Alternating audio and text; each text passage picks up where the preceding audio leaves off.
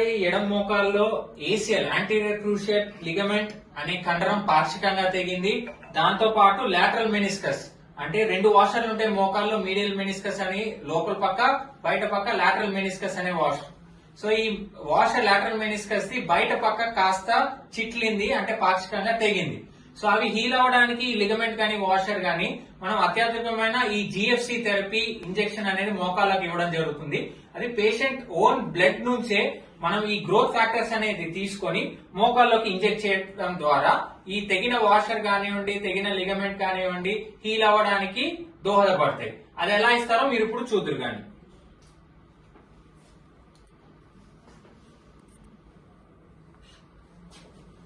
చిన్న ఇంజెక్షన్ అమ్మా, నొప్పి ఏమి ఉండదు. ఏదైనా ఇబ్బంది ఉంటే చెప్పండి, సరేనా?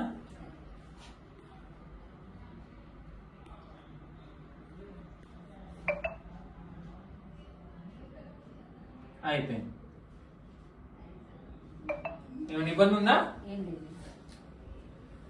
మడవండి, చాపండి, మడవండి, చాపండి.